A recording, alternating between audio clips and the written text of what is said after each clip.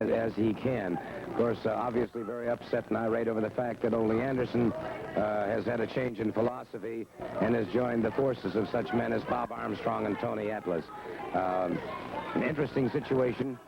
And, well, I was hoping that possibly we might be able to talk to Ole Anderson again. He's, as I said, did have his change of heart, a change of philosophy. And I did want to carry on a bit of conversation with him. I do see Wahoo McDaniel coming this way and Tony Atlas. We'll chat with them if we may. And, well, Tony, the superstar is back. Well, you know, the superstar, he been on tour and everything, and now he's back here in the area, and he think he gonna come in and just run over top of a lot of people. But we got news for him. He come to this area, we gonna have a lot of competition for him, and he ain't gonna run over nobody. Well, you know, he has been gone. He told a lot of people he eliminated me, hurt me, got rid of me. Well, I want you to see that I'm healthy, I'm back, superstar, you're back, and that's just one reason that I'm back here. Well, I'll tell you what, Ole Anderson, this coming Friday night, the Atlanta City Auditorium, again, a strange situation, but you're going to have some great partners. Well, I'll tell you what, you know, Wahoo and Tony both talked about it a second ago, and they were saying, well, now that you're on our side, we're glad to have you, but I want to give you the assurance, you, Tony, and you, Wahoo, I've given my word. And, you know, my word has always been my bond. And Friday night, I'm giving you my word. I'm on your side. The three of us, we've got one thing to do. And that's get rid of Superstar. That's to get rid of Mr. Ladd. And that's to run that Bobby Heenan right out of town. Well, I would say at this point in time, as frustrated as Mr. Heenan is, that's going to be quite a chore to perform, but it looks like it could happen. I don't think so. They know what I wrestle like. We know how big Tony is, Mr. America, and we all know what Wahoo's like. Wahoo doesn't stay down for anybody, and I think the three of us can do it. Right, Wahoo? Well, let me tell you something. You see those scars on his head? You see them on mine. I gave him scars. He gave me scars. Well, let me tell you something. Come Friday night, Heenan, Superstar, Ladd, get ready. I guarantee you, we're going to run right through you, over you, and you're going to be laying there when the smoke clears, and I just hope that y'all will be able to get up and get back to the dressing room. Find out from philosophy. I think anybody would agree that one of the most awe-inspiring figures when he steps into that squared circle to wrestle is this gentleman to my left from Port Tampa, Florida, Sterling Golden. Let me ask you this. How many hours a day do you work out to keep in this obviously superior physical condition? Let me tell you something, Gordon. Every day of my life is centered around my training. I train 4 to 5 hours a day every day. First with the weights, and I get in the ring and figure out the moves a little bit better and get things down. My whole life is centered around my training. Everything, Gordon. I live for the weights. Well, I've noticed this, and of course, you obviously are a prime example of what self-sacrifice and dedication will do if a person's willing to put that effort out. I'll tell you the thing, the reason I'm here in Georgia is to show these people that the self-sacrifice and the hours I have spent are going to put me on top faster than anybody else. You got a lot of guys running around here talking about beating me. Well, I still have the $1,000 golden challenge up, and it hasn't been done yet. Everybody's running around here going to beat me with a lariat, the flying head, but the flying body press. Nobody can take Sterling Golden down. Let me tell you that right now. And anybody who talks about starving for 4 or 5 days to coming with me better pack a big lunch, a truckload full of lunch, a U-Haul, because that's what it's going to take to get me done, Daddy. You'll never pin my shoulders in that square circle right there. And when I drop all these so-called superstars around here, the Richter scale is going to go out of sight. Let me tell you that. Atlanta, Georgia, they're going to have the biggest earthquake they've ever had. It's going to be all over. Thank you very much. I hate to interrupt you. It's time for our next match. Let's turn it over to our ring announcer. Ladies and gentlemen, this event, one fall with a 15-minute time limit, one fall 15, from Riverdale, Georgia, at 235 pounds, Marvin Turner. His opponent, ladies and gentlemen, from St. Petersburg, Florida, at 225 pounds, Buzz Sawyer. Buzz Sawyer moving up against Marvin Turner. And this should be an outstanding match indeed. Turner in the blue trunks, Sawyer in the black trunks. High hip toss by Buzz Sawyer. Sawyer, who went to the Nationals as a high school athlete.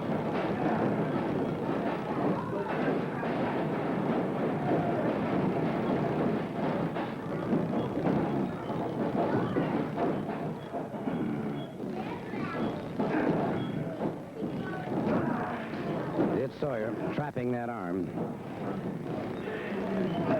So Turner now, good lateral drop and takedown by Sawyer. Into the ropes, however. Good clean break.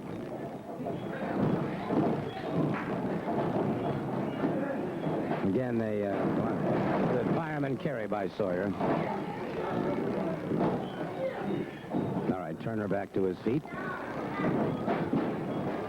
Look at the concentration in the face of Buzz Sawyer. Arm drag and twist now by Buzz Sawyer. Turner down on one knee.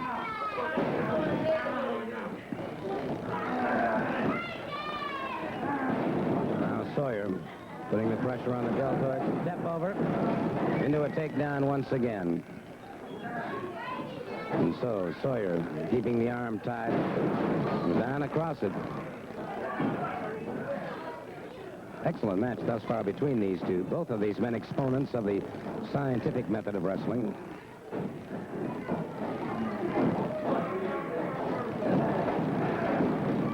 Again, variation of the fireman carry takedown by Buzz Sawyer.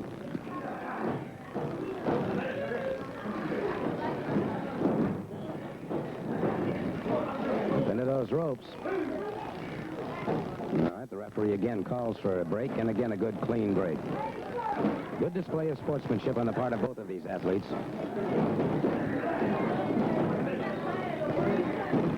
Sawyer trying to come inside of that side headlock now.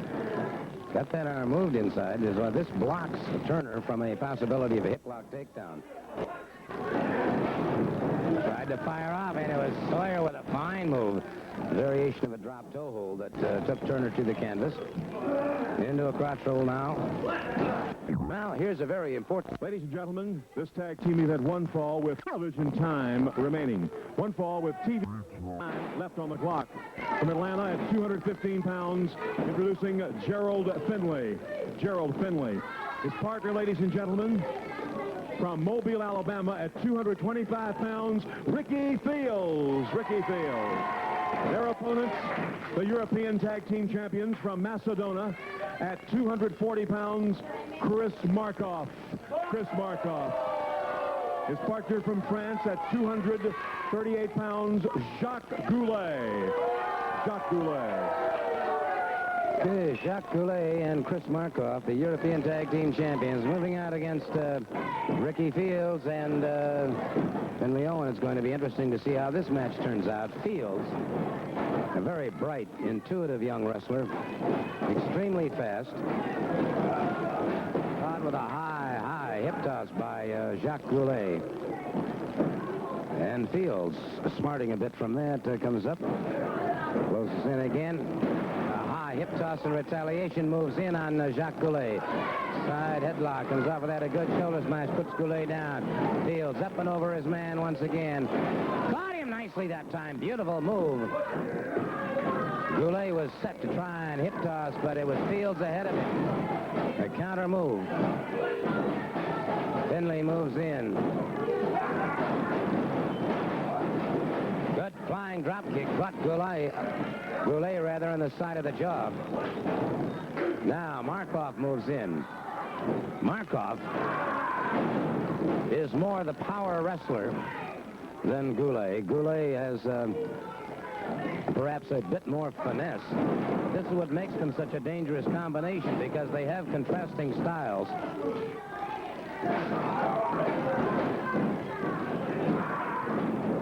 Markov wasting no time in taking Finley to the canvas. Finley with a good head scissors, however. Markov breaks it up. Back on their feet.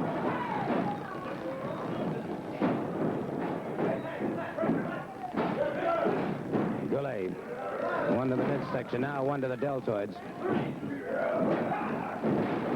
Almost a Cornish hype take hip toss that time. More of the European style than the American style. They come up higher on the hip. Bottomless lock, that lateral drop, take down, ties up the arm. Markov off that second rope. Keeps the hammerlock on Finley. Markov continues to keep the pressure on Finley. Finley on the canvas. Tag is made.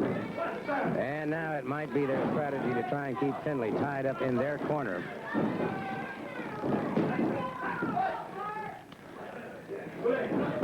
Finley rolling that shoulder over Goulet. You see Finley again straining, trying to get that shoulder up. Does so.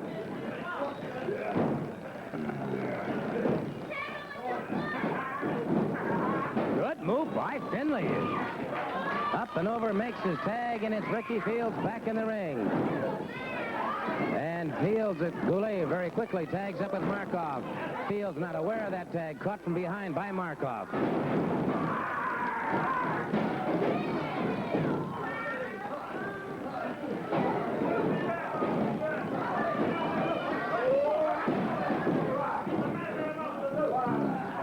Fields caught from behind, double teaming here.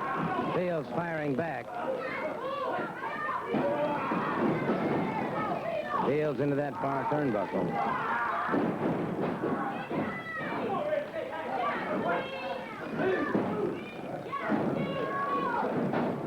And Ricky Fields taken off his feet once again, makes the tag. Finley moves in.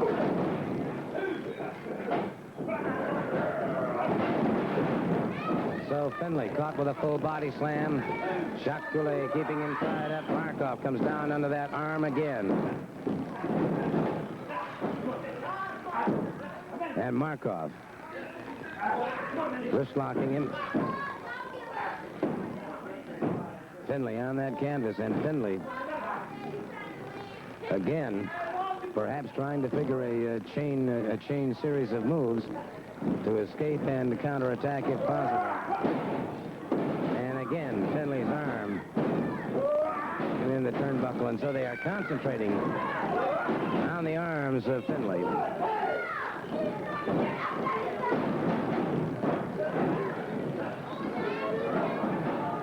Goulet brings him up, a standing fireman carry. Crashes down on that shoulder again.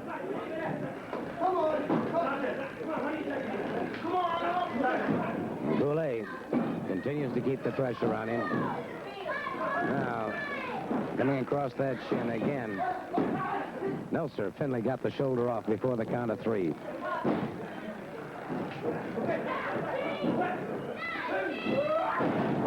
Again, Markov. Riding up on Finley.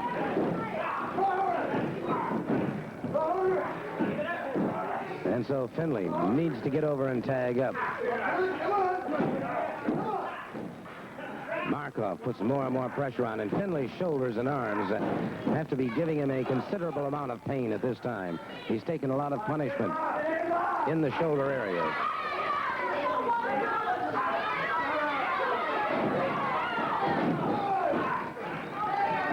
Now Markov has him back on the canvas. Finley reaching out vainly. Ricky Fields trying desperately to get a tag. Not, and Finley continues to be trapped. Finley rolling over, trying to get over to tag up. Cannot.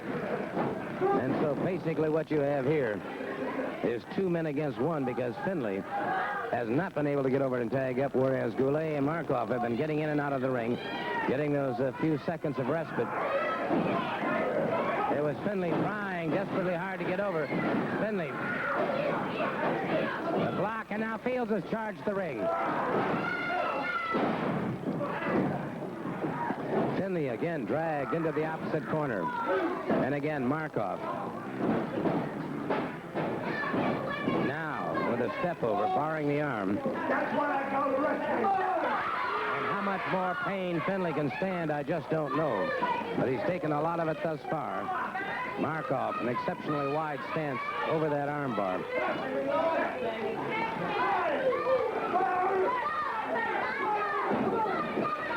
Ricky Fields continues to shout encouragement.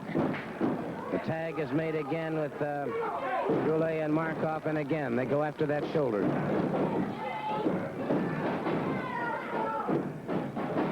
And Finley's face now coursed in pain. Goulet brings him up, a full body slam down on that already injured arm. And Finley now is perhaps all but helpless when it comes to those arms.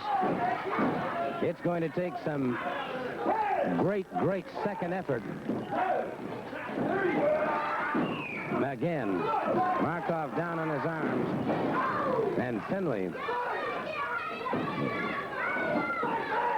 I will say one thing. Finley is not conceding. With all of the punishment that he's taking, he is not conceding. He has not conceded. Finley fires to the midsection. Second effort, very little authority, a little more authority that time. And again, Finley now trying to pound his way back into his own corner. Finley back on all fours, but fought again. And Finley trying gamely to get back over to that corner. Great second effort, it just wasn't enough. Again, Markov off that second rope after the tag. And Finley was tried so gamely. On the canvas now. He's a great young athlete, but he has just been outgunned since getting in against the European Tag Team Champions.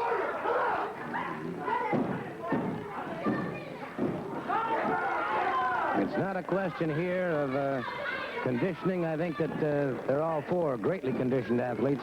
But at the moment, Markov and Goulet's strategy, keeping the man trapped in their corner. Again, there's the tag being made. Goulet's had a few chances to catch some breath.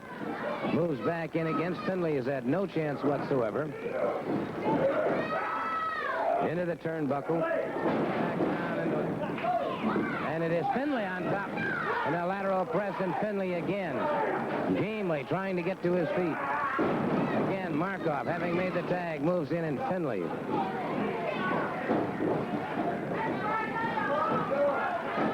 On that canvas, and it is Markov bringing him up. Another full slam. Finley again, gamely trying to get to his feet. But they are just totally and completely decimating this young man. Again, slamming down on that arm. It is all over. It is all over.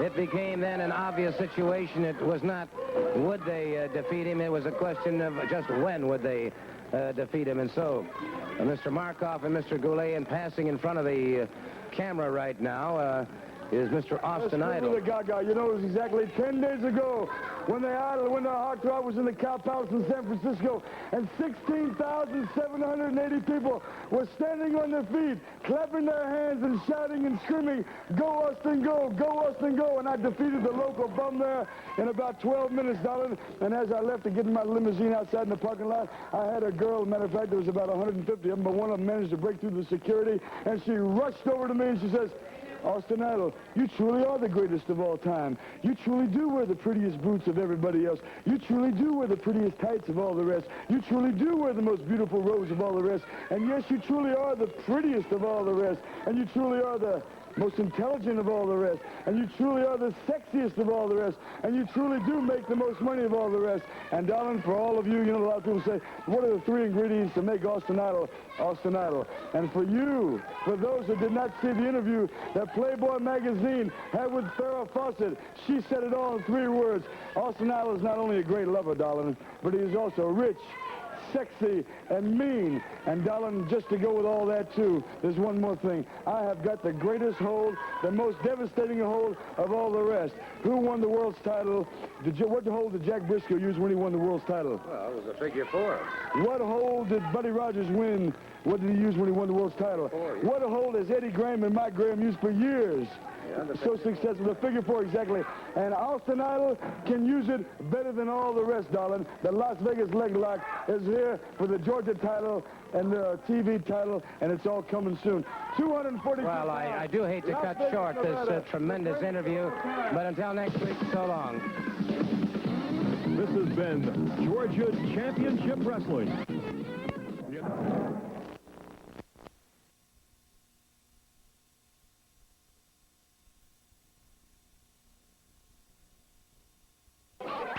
Mike Fever, Golden, and Mr. Golden, very confident, vociferous type individual. Wow! And he does have the power. There is certainly no question about that. Tremendous power.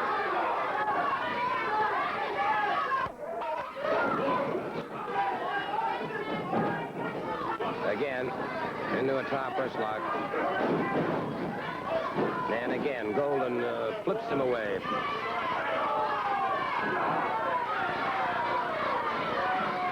One cannot question the tremendous torso of this man. Caught in a side headlock by Mike Fever.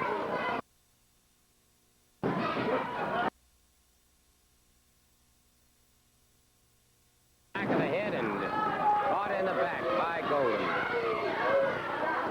And so Golden, very powerful, very strong, but a very clever competitor. Golden down across the pectoralis major muscle. Did not allow the pin. Catches him again.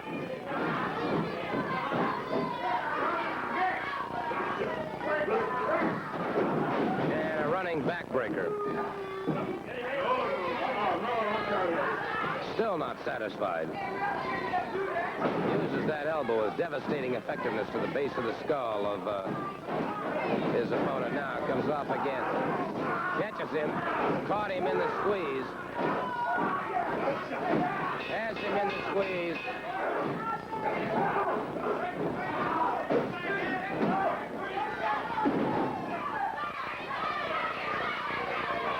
Had him totally demoralized, completely defeated, and then applied the Golden squeeze, and it is all over.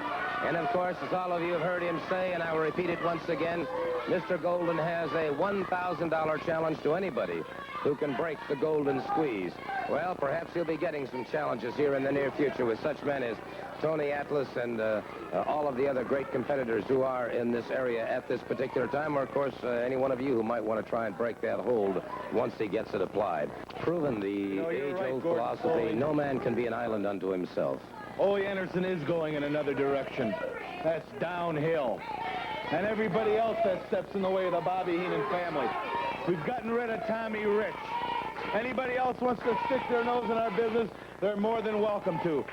Big Ernie Ladd, the television champion, the superstar, undefeated on a whole tour of Japan. Killer Carl Cox, you know his credentials. These are men. These are professional wrestlers. These aren't these whimpering sissies like Ole Anderson that wants the respect of the humanoids out there.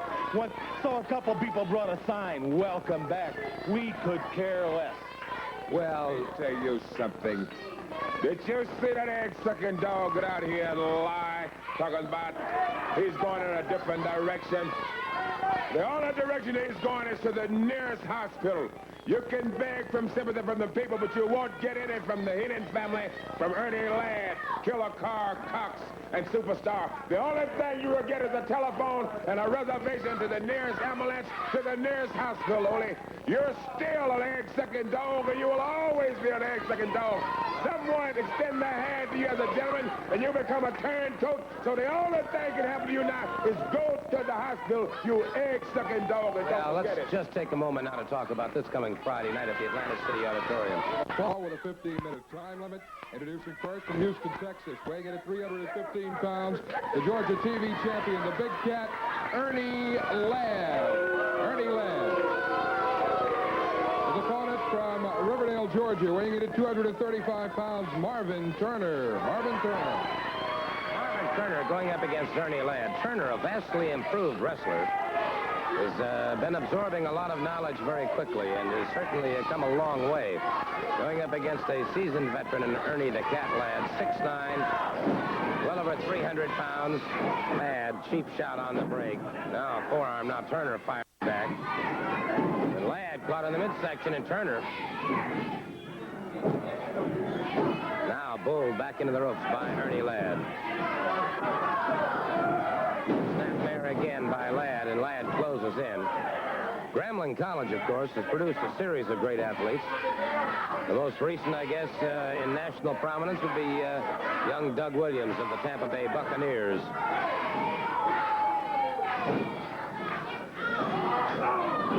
Ladd catching Turner in the throat.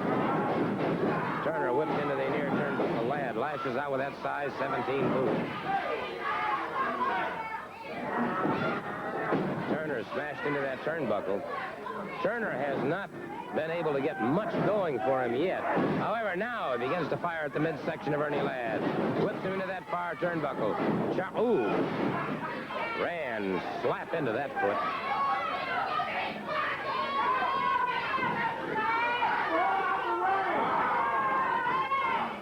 Turner coming up very slowly. Ladd whips him off from flying drop kick by Ernie Ladd. 300 and some pounds into the air. Catches Turner. That's enough to cave your chest in.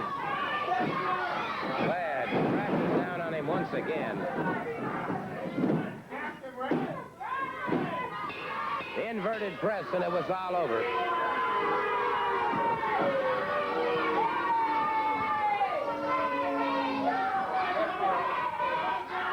So Ernie the Cat Ladd defeating Marvin Turner in rather quick order, using the flying drop kick, something rather unusual, and Stan Hansen was watching this match. It's unusual to see Mr. Ladd go up to a drop kick. Yeah, that's right. You know, the guy's so big, so tall, he fell down on his back and still kicked Marvin Turner right in the chest. Let me tell you something.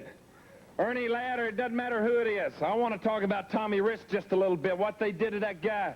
Somebody's going to be paying.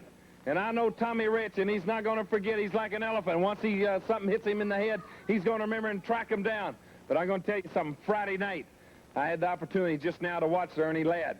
And I know exactly what type of guy he is. And I don't underestimate him, because anybody 6'9" and was all-pro football player got to be big and nasty. But it's going to be Friday night for that Georgia Television Championship. And I'm after a belt. I hadn't had one in a while, and I think I deserve one. And I'm going to go out there hell-bent for leather till I get it. And Friday night, Ernie Ladd, I'm going to come right after your belt. And right now, tonight in Carrollton, me and Ole's coming after Cox and Idle tonight in Carrollton. And Friday night, Ladd, get ready, because I'm coming after you, boy.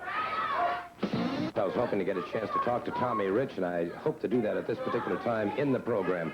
Let me briefly recount what happened.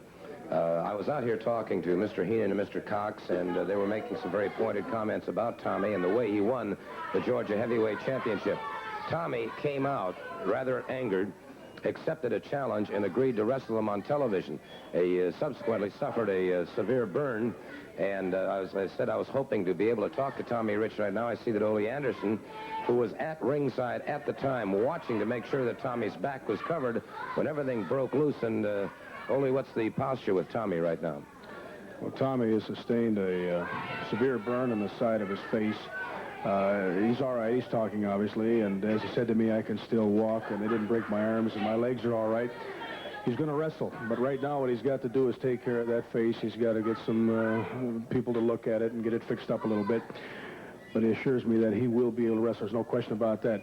I think about what Heenan did, and what Superstar and Cox and everything else, and it really makes me take a look at myself. It makes me take a look at people like Cox, at people like Ladd and Heenan and everything else. And I tell you truthfully, just as sure as I'm standing here, it makes me sick. And I'm not going to put up with that. Nobody's going to have to put up with that. Tommy, he's going to wrestle. He's going to make it. He's going to have a little bit of a scar maybe, but I think maybe it'll make him a little bit more like me. Take a look at that thing. I know a lot of people are wondering what happened. All right, let's do this then, if we may. Let's go to the closing moments now of this Georgia Heavyweight Championship match. It was being presented right here on Georgia television when Tommy Rich accepted the challenge, not only to wrestle Cox, but to put his title on the line. We're in the closing moments of the match now. Ole Anderson standing by in one corner, Heenan in the other, and then take a look now at what happened.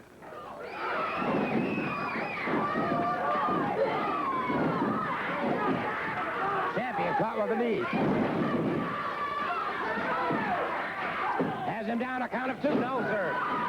Powered out before the count of 3. He powered out before that count of 3. And Heenan has lit his victory cigar. Heenan has lit his victory cigar. He must feel he's got it all going his way. But the champion is firing back in desperation now. The challenger Cox down. Beautiful high knee lift. Heenan up there, and Ole Anderson grabs him and takes him out of the way. Ole Anderson hurt him, and Anderson caught now from behind. Anderson caught now from behind.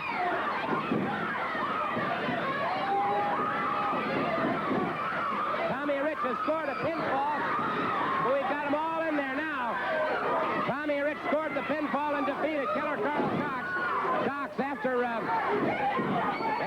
There's Heenan in there. It's Tommy Wildfire powering away, catches Cox. Cox catches him back. Anderson on the canvas, having the shirt completely torn away from him by the Superstar. We've got total bedlam and chaos here in the ring. And it is Tommy Wildfire pounding away, and now all of a sudden, Tommy Rich catches, he's caught Bobby Heenan, and now wait a second. Killer Carl Cox has that light as the smashes it into the face. He caught him in the... Well, it was a very, very near tragic situation. Well, you know, I guess so. I think about what the heck I was out here for. I think about that I was here to keep Heenan away. I did the best that I could at that point. I'm looking at that Heenan. I'm looking at Superstar. I suppose you could say I made a mistake. I should have had 50 people out here because Heenan's got his family. Heenan's not going to stop until Heenan gets what he wants. He wants to get rid of me. He wants to get rid of Rich. He wants to get rid of Hanson and Atlas. He wants to get rid of everybody. But I'll tell you this. There's one group of people that you can't get rid of, and that's those people that are sitting right here. The people that are sitting at home, you can't get rid of them. They want to get rid of you, Heenan. They want to get rid of you, Cox. They want to get rid of you, lad. They want to get rid of you, Superstar. And I'll tell you what, you can put me in hell, but you ain't going to stop me on Friday, because Friday night, it's going to be hell down at that auditorium. Because Friday night, this guy and Tommy Rich is going to be there. He might be burned, but he's going to be there. And maybe he's going to be a little bit like Ole Anderson. Maybe I'll have to show him what it's like. Maybe I'll have to run a few pictures of what I used to be and show him that I still am. You take a look at the scars that I got. You look at, I got them all over my body. You can't do no more to me than you haven't already done. But Tommy and I are coming on Friday, and these people right here and thousands more are going to come down, and we're going to see Cox and Superstar burn in hell. Well, you have some very, very strong comments from one Ole Anderson, and may I just say that in seeing this man and knowing him now, as I do, he's all man in the yard wide. He and Tommy Rich will be on hand this coming Friday night at the Atlanta City Auditorium. They'll be facing Killer Carl Cox and the Superstar head-on. It's triple main event wrestling this coming Friday night in Atlanta at the City Auditorium. Tag team event will be one fall with a TV time limit. Introducing first the European Tag Team Champions from France, weighing in at 240 pounds, Jacques Goulet. His partner from Macedonia, weighing in at 240 pounds, Chris Markov. Their opponents from Mobile, Alabama, weighing in at 215 pounds, Rick Field. His partner from St. Petersburg, Florida, weighing in at 225 pounds, Buzz Sawyer. Here we have two undefeated teams in an Australian tag team competition. Buzz Sawyer and Ricky Fields going up against the European Tag Team Champions, Jacques Goulet and Chris Markov. Goulet and Markov holding the edge in experience. Buzz Sawyer in the blue trunks.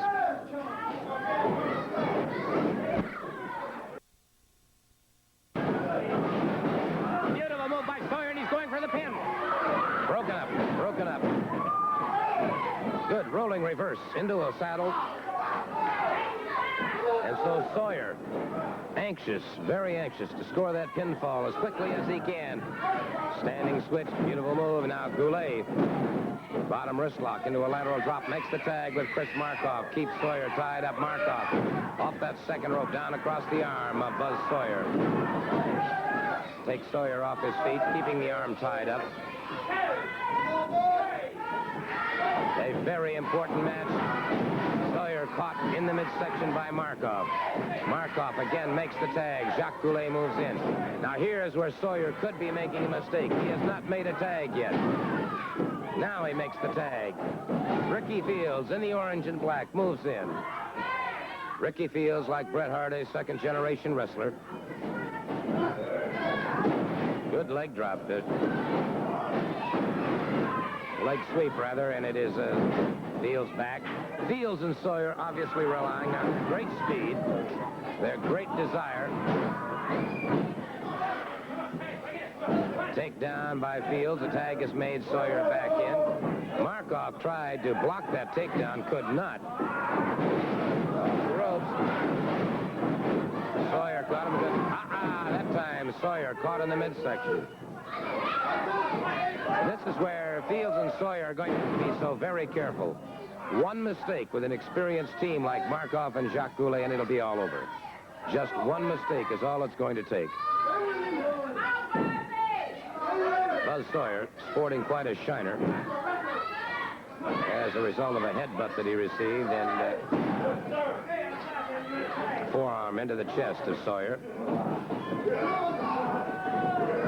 Now, this is a typical move on the part of Jacques Goulet.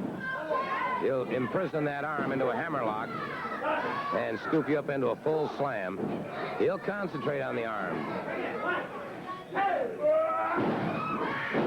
Markov down. Tag was made. Rick Fields moves in, and Sawyer making that tag just in time. Fields now arm lifts Markov into the near turnbuckle. Closes in on him. A good forearm across the chest.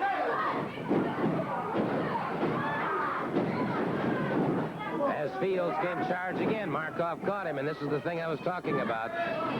The youthfulness of Fields and Sawyer could be their undoing.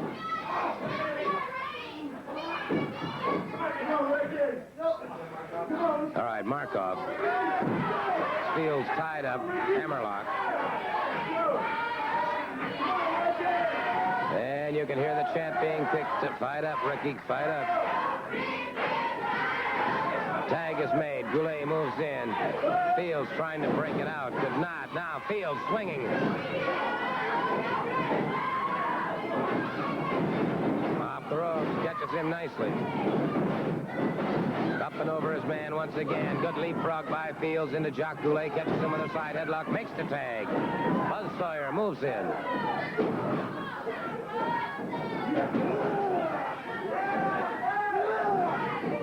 Sawyer now clamping down with that side headlock.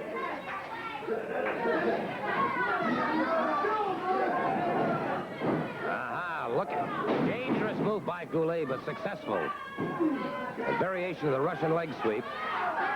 It was dangerous. It was successful. He managed to break out, but he paid a price for it. Goulet, salto, well executed. Sawyer again powers out before the count of 3. Now the tag is made. Markov moves in. And it's Sawyer lashing out a right hand, another right hand, and another, and another, and another. Sawyer gave it his all that time. Tags up. Ricky Fields moves in. Markov, dazed and shaken. Caught with a high knee lift and driven back to the canvas.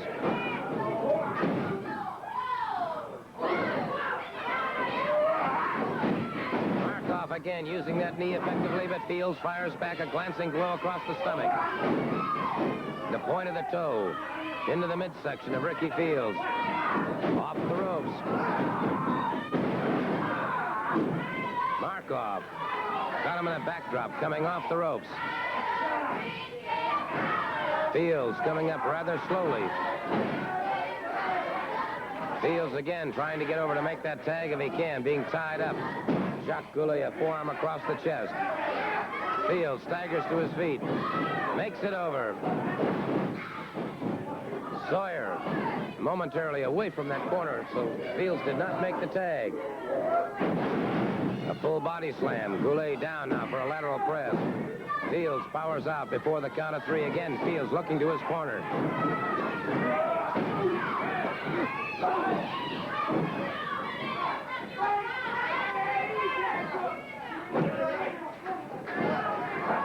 And so they've managed to keep Fields tied up. He has not been able to get over to tag up. Markov keeping him tied up. Off the ropes.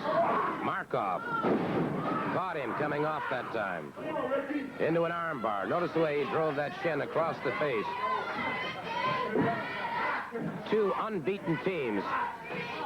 Let me very quickly thank our crew today for doing an outstanding job on cameras. Henry Matthews, Craig Robinson, and Ron Sutton. On audio, Cynthia Tyler. On video, Ron Jeter. On tapes, Leo Harris and Ernie Watts.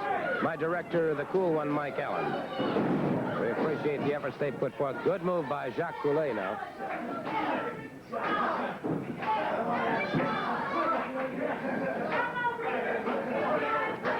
Key lock on that arm. And Fields trying to turn it to his own advantage. Fields somersaulting over, gets up, makes the tag with Buzz Sawyer. Good move. And Sawyer.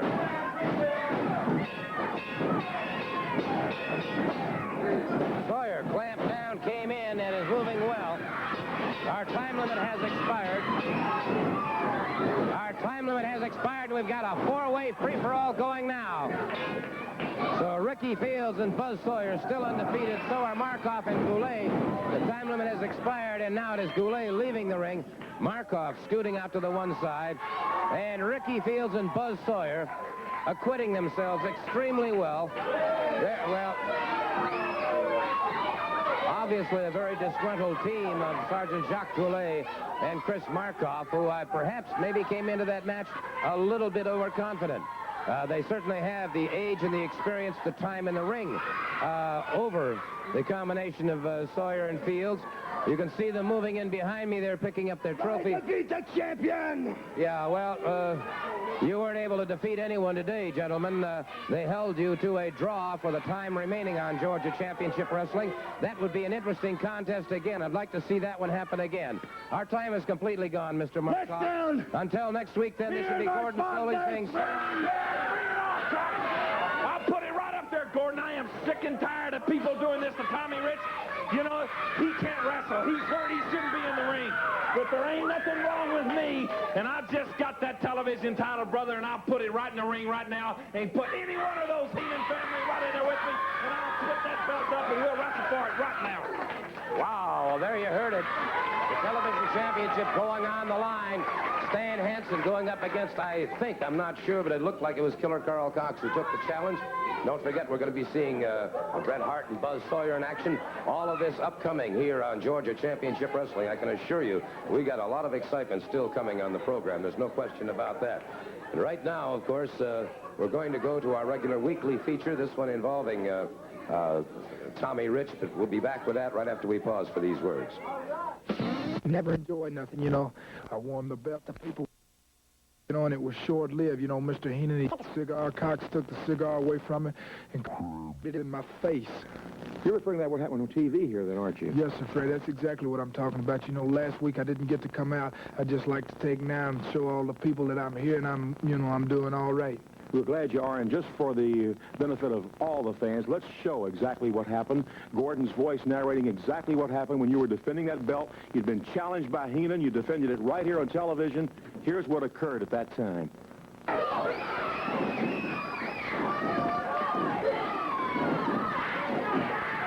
Champion caught with a knee. Has him down a count of 2. No, sir. Powered out before the count of 3. He powered out before that count of 3. And Heenan has lit his victory cigar. Heenan has lit his victory cigar. He must feel he's got it all going his way. But the champion is firing back in desperation now. The challenger Cox down. Beautiful high knee lift. Heenan up there, and Ole Anderson grabs him and takes him out of the way. Ole Anderson hurt him, and Anderson caught now from behind. Anderson caught now from behind.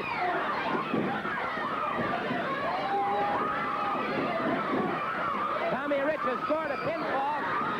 We've got them all in there now. Tommy Rich scored the pinfall and defeated Killer Carl Cox. Cox after, and now there's Heenan in there. It's Tommy Wildfire Rich powering away, catches Cox. Cox catches him back. Anderson on the canvas, having the shirt completely torn away from him by the superstar. We've got total bedlam and chaos here in the ring. And it is Tommy Wildfire Rich pounding away, and now all of a sudden, Tommy Rich catches, he's caught Bobby Heenan, and now wait a second. Killer Carl Cox has that light as it smashes it into the face. He caught him in the face with that cigar. Caught him in the face with that cigar. And I don't know how badly, but it appears to me that, Ole Anderson.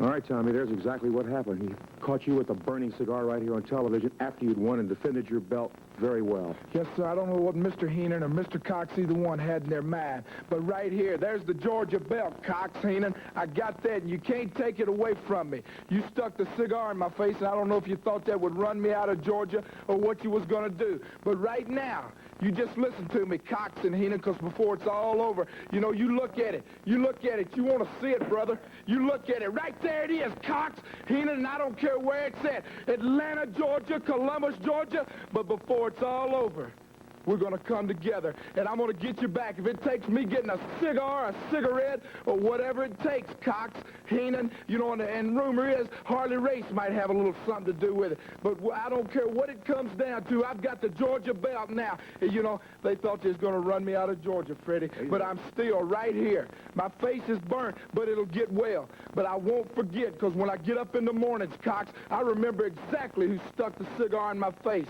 So you think about it. You look at it right now, Cox, because right there it is. And before it's all over, just like I said, I'll get you. If it takes all I got, I'm going to get you, Cox. Thank you, Tommy. He's a very determined, very adamant man at this point, and rightfully so. And Heenan has been skirting the issues. And Tommy Rich is right. There is no ends that he won't resort to, apparently, to accomplish his deeds of doing in Tommy Rich, even calling on the world's heavyweight wrestling champion, Harley Race. Well, all that lies ahead. We'll be talking about it. Let's go back to Gordon. Thanks again, Tommy Rich. And thank you, Freddie. I might just mention that upcoming now on Georgia Championship Wrestling, of course, we will have Stan Hansen defending the Georgia Television Championship right here on this program in just a few moments. You know, we've had a lot of cards and letters requesting scientific matches on Georgia Championship Wrestling, and of course that's what we're going to be seeing right in just a moment or two. Two outstanding young competitors, both of them with outstanding amateur backgrounds, one a Canadian provincial champion, the other one a national high school champion, Buzz Sawyer and Bret Hart. We're going to have that match right after we pause for these words. Florida weighing in at 225 pounds, Buzz Sawyer. His opponent from Great Falls, Montana, weighing in at 222 pounds, Bret Hart. Bret Hart, a second-generation wrestler, comes from a large family. Fine sign of sportsmanship, both men shaking hands briefly before they move in against each other. One fall, 10-minute time limit. Good drop toe hold. Notice the way he's tried to get in for a crotch ride with the leg.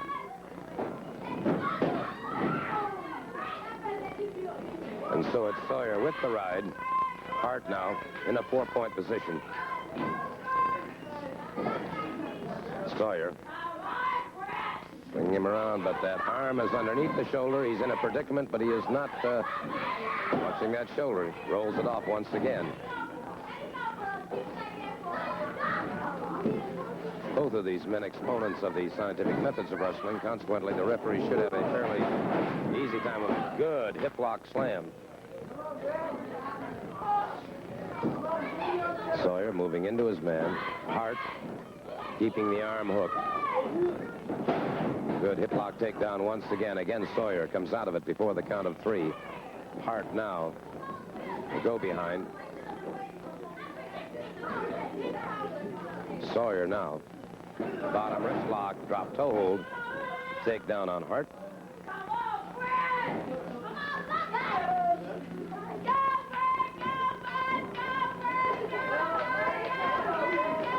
And it's Hart coming back to his feet once again. Sawyer keeping that arm tied up. Sawyer keeping the pressure on. Another drop toe hold that thinks Hart partially blocked, however, only went down to one knee. Gets the side headlock on Buzz Sawyer. Now switches to a go behind. A waist cinch. High waist lift takedown. Sawyer trying to sit out and escape. Hart continues the ride. Goes into the one arm. They're back into the ropes. The referee calls for the break.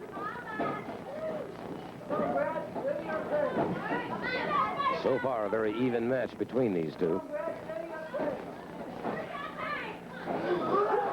High hip toss. That way he got it under his ribs all the way. Again, they lock up, collar and elbow.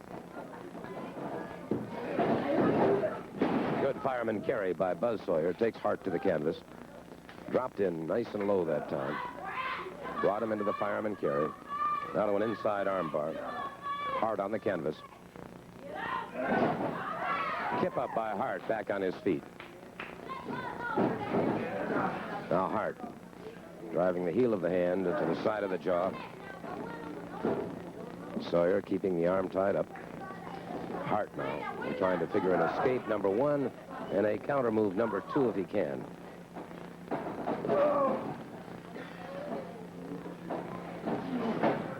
All right, Hart now moves in.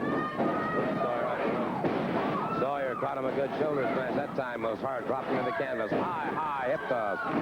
Sawyer breaks it up. Arm drag takedown on Bret Hart. So on the basis of takedowns, it would appear that Sawyer might be slightly ahead.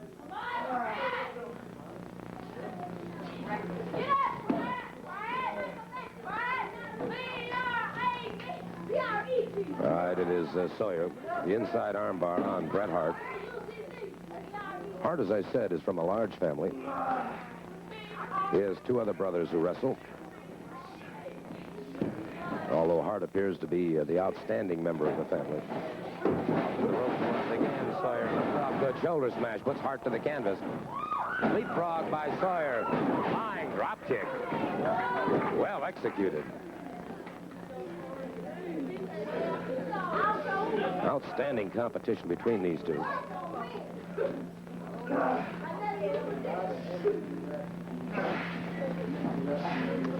Sawyer may be slightly more aggressive in this. Hart may be a good kip up by Hart once again. Hart may be a little more in the defensive posture, waiting for Sawyer to make a mistake coming to him.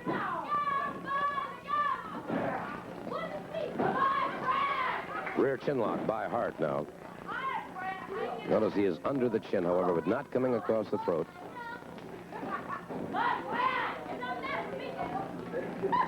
All right, Sawyer trying to get back to his feet now.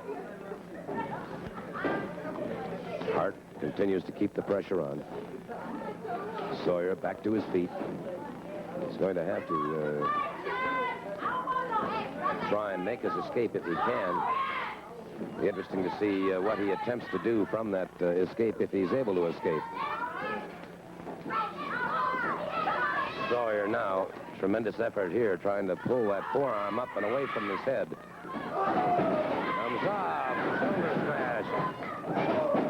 Sawyer up and around his man, caught with a hip toss, and it is Sawyer back into the inside armbar. Hart back into his man, facing him once again.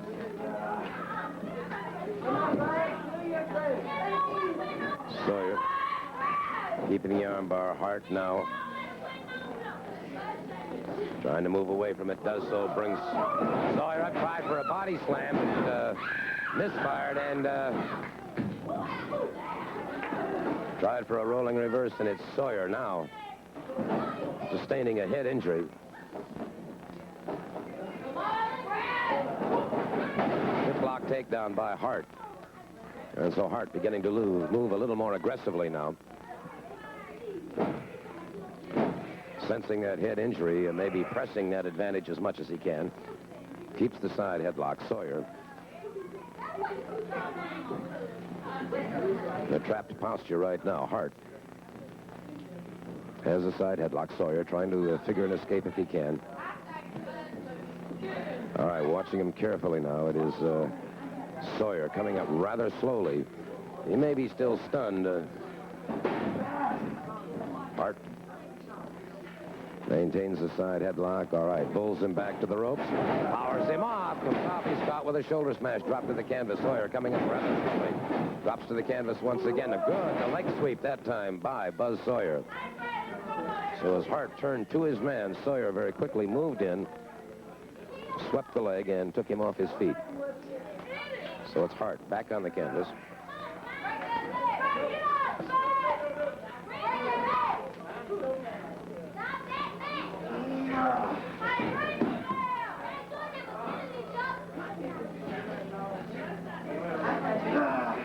Sawyer keeping that leg imprisoned now. Hart with one shoulder on the canvas, but not much danger of being pinned at this point. Breaks it up. Hart again with a side headlock. Hip lock takedown has Sawyer back to the canvas. So Hart, as I said, beginning to move a little more aggressively towards Sawyer now. Leaving the defensive posture and becoming more aggressive. Sawyer. Good move by Hart.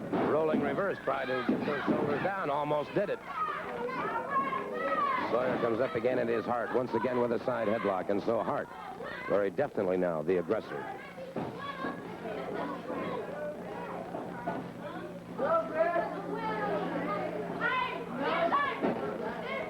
Hart, side headlock. Sawyer brings him up. Beautiful suplex, and that might be all she wrote, except that took its toll of Sawyer as well. The dual count is on. 3, 4. And it's Sawyer on his knees. Hart coming up even more slowly. He took the brunt of that. Hart comes off. Both men crashing into each other, coming off those ropes. The count is on. 5. And it's Sawyer and Hart. Both men trying for drop kicks at the same time. Neither man connecting.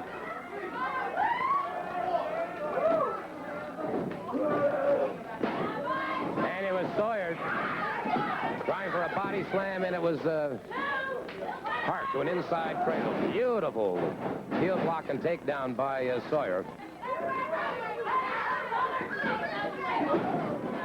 Drop toe hold blocked by Hart.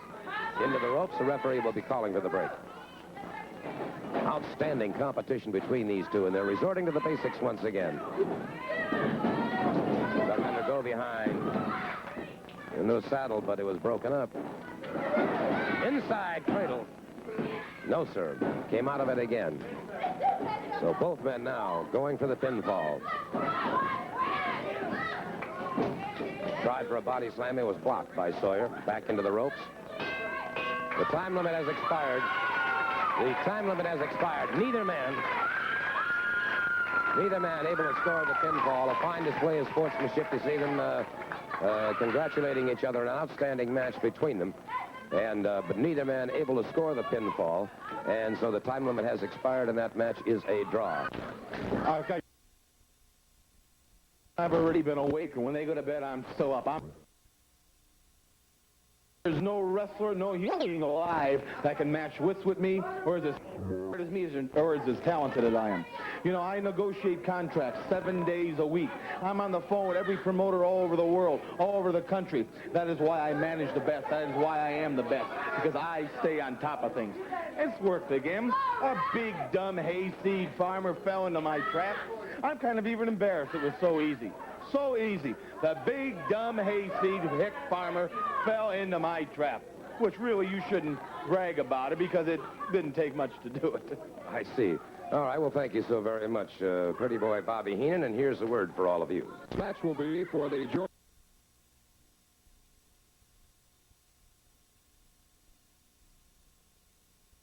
Accompanied by his manager, pretty boy Bobby Heenan. Weighing in at 320 pounds, the bad man from Georgia TV champion, Stan the Lariat Hansen. Stan the Lariat Hansen putting the Georgia Television Championship on the line against Killer Carl Cox.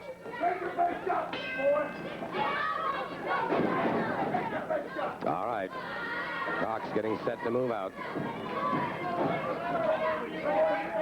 Back into the ring ropes. The referee separates them, and once again they close in like two hungry bears. Again, the referee trying to separate them, and both men tremendously intent on the match. They're into the ropes, and again, the referee trying to separate them.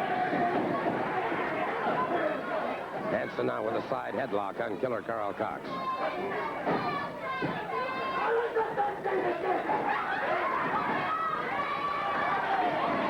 Now Cox, forearms into the ribcage of Stan Hansen. Hansen applying the pressure on that side headlock. Hansen at about 300 pounds from Borger, Texas.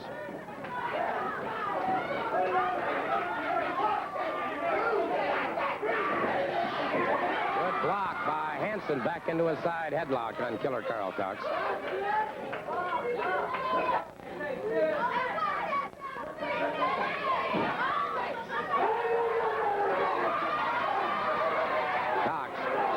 locked in that side headlock. Face and head reddening considerably from the pressure applied by Stan Hansen. Hansen, taller and the heavier of the two. He is the Georgia television champion. High hip toss by Stan the Lariat Hansen. Hip lock takedown by Hansen into a side headlock.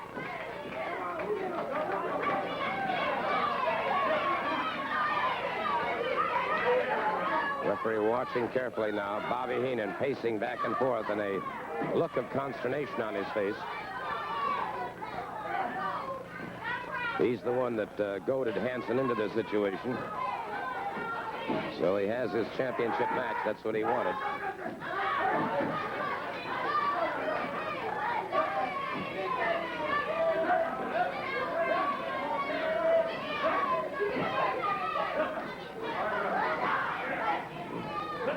All right.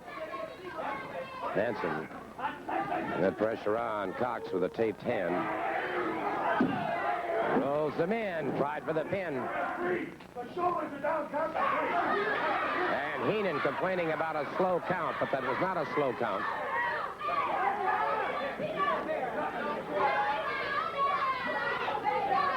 Referee checking those shoulders once again. And again, Cox bridging. You could see he had those trunks, however. And Hansen firing a miss now. Opens up some heavy artillery on Killer Carl Cox.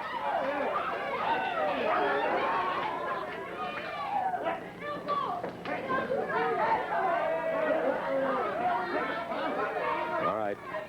Cox now. There you see Heenan. Obviously disgruntled over this turn of events thus far. Cox has not been able to garner that title.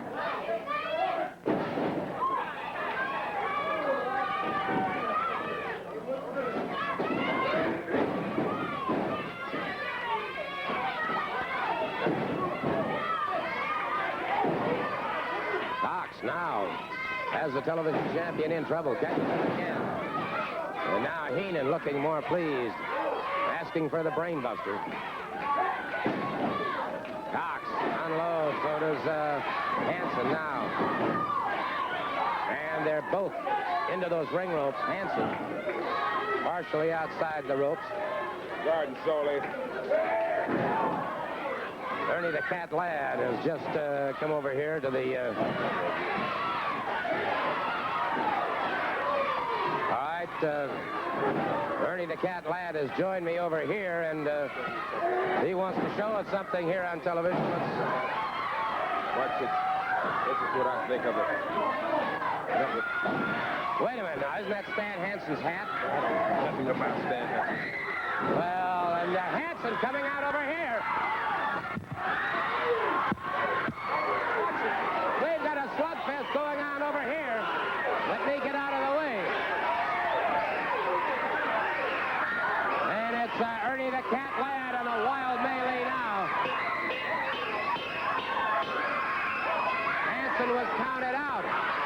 Hansen was counted out of the ring. Hansen left the ring.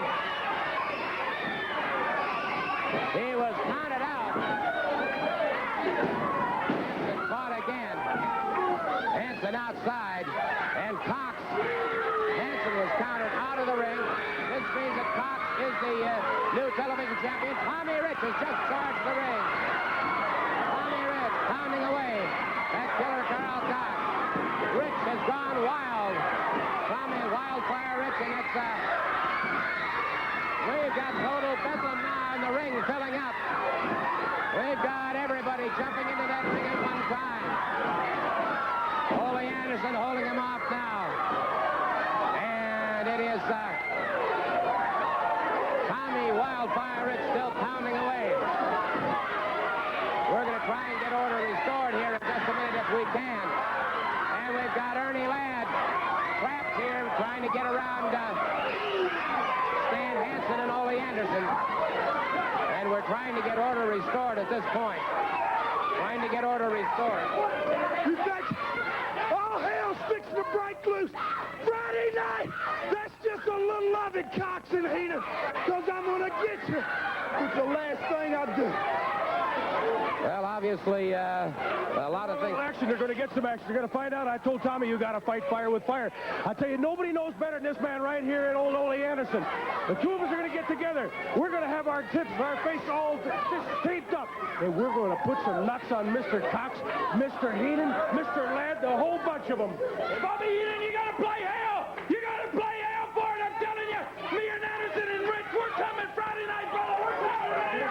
Okay, it's all going to happen this coming Friday night. May I just point out, too, there will be wrestling tonight in Calhoun, also tonight in Carrollton, next Thursday night in Rome and Adel, and, of course, next Friday night, November 9th, in Knoxville at the Civic Coliseum. And I might point out that Tony Atlas will be there. And I say, this was a ploy. I might be a little dumb, but let me tell you something. I'm coming right back. I learned a lesson real quick. Let me tell you something. I want Killer Carl Cox. I want Bobby Heenan. Everybody's got out here and said it, but nothing ever happens. I want you guys. I want you, Lad. I want you, Superstar. Me and Ole Anderson, we're going to start running together a little bit. It's going to be the nastiest two guys you ever seen because we don't wrestle. A long time ago, everybody feared us and respected us, and that's the way it's going to be in the future. I just want a chance to get any three of those guys, any part of the Bobby Heenan family in the ring. I don't care where it is. Again, right here. Like I said, I might not be the brightest guy, but I'm one of the toughest, nastiest dogs that ever walked. And if anybody wants to get me into the ring, come on.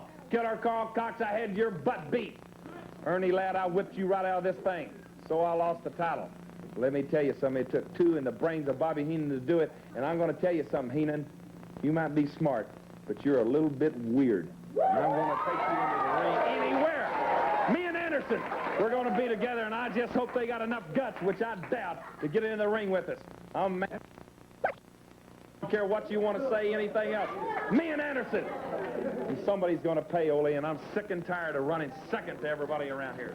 Tell you what, Stan has said it. All you got to do, Heenan, get you and any one of your family, get two of them, get three of them, get all of them. We're making a challenge to them right now, right here on TV, anytime they want to. They don't have to wait for the building. They don't have to wait for the arena somewhere. Get yourself out here, get all that nasty crew together, bring them on television, Stan, and I'll challenge them right here in the ring. Let me ask you one question in regards to this Ernie Ladd situation. Of course, you hold one belt, Ernie Ladd holds the other. What do you intend to do about this Georgia Tag Team Championship? Well, at the moment, there's several different situations. They've offered, promoters have talked about two of us maybe competing in a one-on-one situation for those belts. They've also suggested maybe I get a partner and maybe Ernie Ladd get a partner, we decide. It's up in the air right now. But it doesn't make a difference to me. Belt, no belt, up, down, round, side, here, there, anywhere. I don't care. I want to see Ladd. I want to see Cox. I want to see Heenan. And I think if old Stan and I get together, the two Swedes, I think that we could knock somebody a little bit stiff. Maybe knock him into next week. Well, there you have it, an open challenge to the Bobby Heenan family. Mr. Hansen and Mr. Ole Anderson have agreed that they would like to wrestle them right here today on television. It'd be interesting to find out if Mr. Heenan wants to answer that challenge. We'll be back with our first match in just a moment. Introducing first from Marietta, Georgia, weighing in at 220 pounds, Lynn Owen. His opponent from St. Petersburg, Florida, weighing in at 225 pounds, Buzz Sawyer. Referee is Tommy Weathers. All right. Buzz Sawyer in the black trunks. It is Owens from Marietta in the red wrestling shoes. Pulls him back into the ropes. A good clean break by Sawyer. Steps back. It'll be interesting to see if Mr. Heenan's going to answer the challenge. Good. Hip lock takedown by Sawyer. Has Owens on the canvas.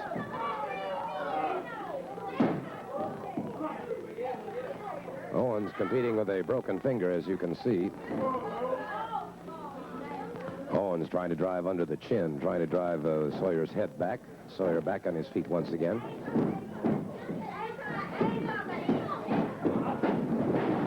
And then Owens caught with a shoulder smash by Sawyer. Back on his feet, favoring his back somewhat.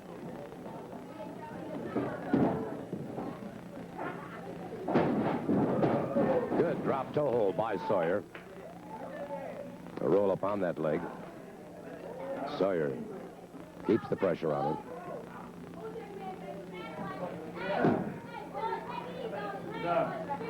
Sawyer going after those legs now, trying to tie them up and cut down some of this man's mobility, obviously.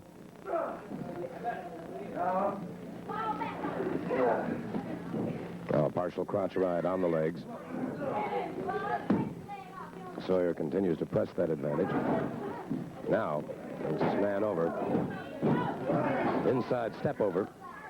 An inside step over on Owens. Referee watching those shoulders carefully. Sawyer has been the definite aggressor thus far in the match.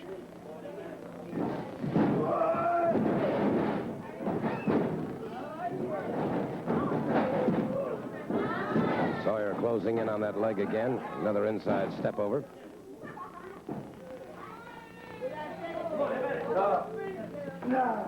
Owens keeping those shoulders off. The referee checking, and it is Sawyer pressing full weight down on that leg now, trying to get those shoulders down for a count of 3. Into the ropes. The referee calls for the break.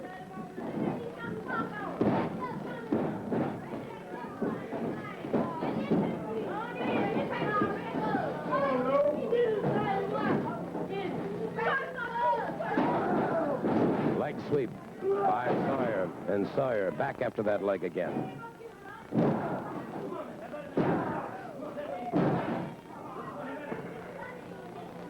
And so Sawyer has been constantly punishing the leg. And Owens now, Sawyer up on that second rope coming off, and Owens outside the ring, and he's got problems now. Owens coming up very slowly, favoring that leg. Back in by the count of 6, but he's got a problem, and so Sawyer has very definitely cut down the mobility of Len Owens.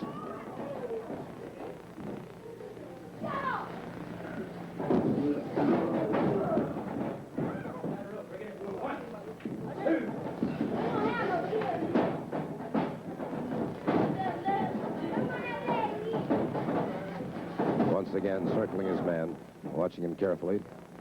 Moves in collar and elbow. Owens now with a side headlock on Buzz Sawyer. Sawyer comes out of it into a top wrist lock. And Owens got some extra advantage that time, being warned by the referee.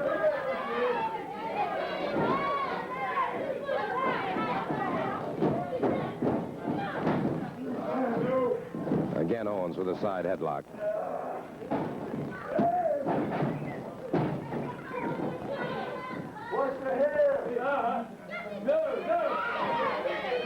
Owens denying pulling the hair, but it is Sawyer. He's caught on that side headlock now. Once again comes out to a top wrist lock.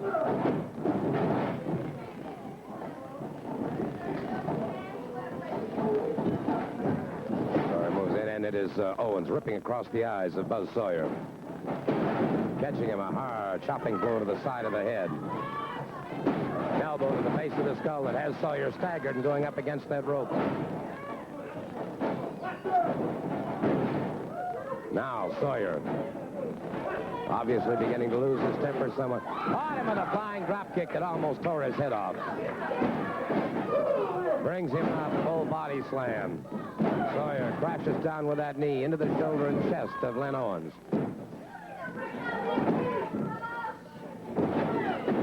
An overhand right that stuns Owens and puts him to the canvas.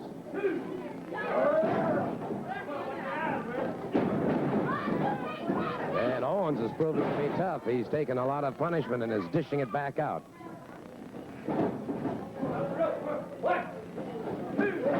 Into the ropes. It is Sawyer blocking him. He tried for a hip toss. Sawyer blocked him very nicely. Came off the ropes. Ducked in behind his man. Brings him down to the canvas. It is Owens coming up very slowly. Good block. Into the ropes once again. 3, 4. Good clean break. Sawyer watching his man. A lock-up collar and elbow once again back into those ropes. 2, 3, 4. And it is Sawyer bringing him a power slam. Had him all the way on that one.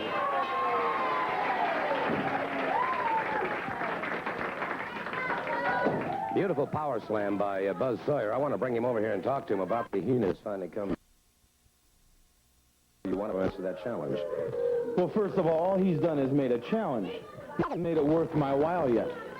If Olean wants to get a partner, if he wants to hang around with that big dumb hayseed, that's his business. But put the belts on the line. Make it a championship match. then we'll accept. Anytime, any place, anywhere. But as far as I'm concerned, just to get in the ring right now and beat that turncoat Ole Anderson, some big dumb hick he's hanging with, that don't mean nothing to me. I've already outsmarted that dumb farmer once. Killer Carl Cox is the new television champion. I'll find a partner for Ernie Ladd. There'll be no trouble about that. But make it worth our while. Let him come up with the belts. Make it important to me. But just to beat you and a dumb plowboy, no, don't waste my time.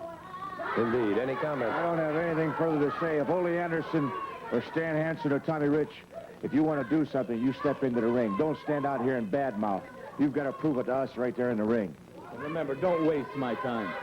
All right, well, that takes care of that situation. I still don't know where we stand in that particular episode. I want to take a moment now to talk to Ricky Fields. I'm having a little trouble understanding him. Well, I'll tell you what, Hansen's out here, Heenan's out here running his mouth and everything. Well, Ole and Hansen are hot enough about this whole thing. They just may take him up on that challenge about the belts. They're hot enough that just I would take it up on him. That would be interesting indeed to find out if that would happen, and hopefully we'll find out before this program is over, Rick. That's right. That's one match I'd like to see myself. Amen to that. All right, I'll tell you what. Getting set for our next match now, so let's turn it over to our ring announcer. This match will be one fall with a 10-minute time limit. Introducing first from Brownsville, Tennessee, weighing in at 240 pounds, Carl Fergie.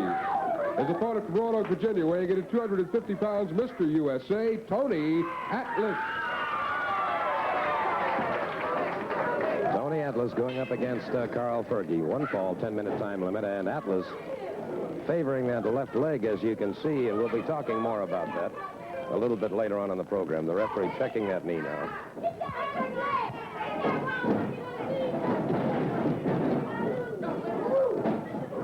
Well, Atlas being very careful.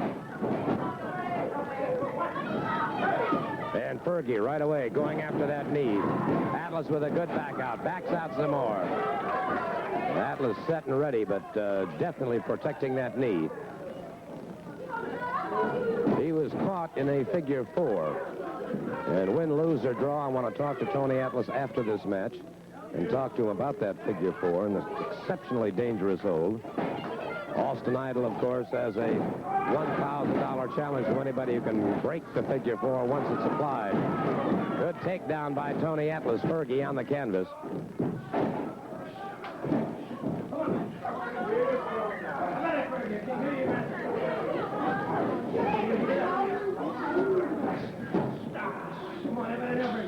Atlas keeping the armbar on Fergie.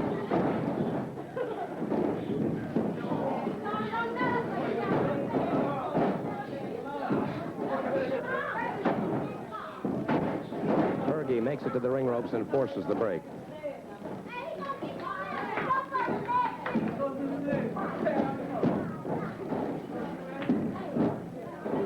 Atlas watches his man. Fergie backs away. So, a hurt knee or not, Tony Atlas still very definitely, very much... Fergie went after it. Atlas very quickly broke it up, but Fergie is definitely going for that knee. You see Atlas favoring that knee still very, very...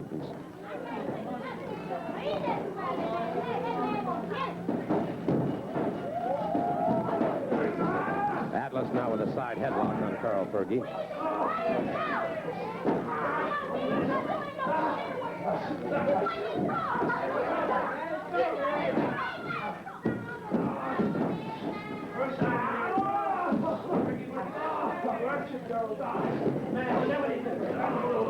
Atlas maintains the pressure on Fergie. Fergie trying to come out of the side headlock. Referee checking, asking if he wants to give.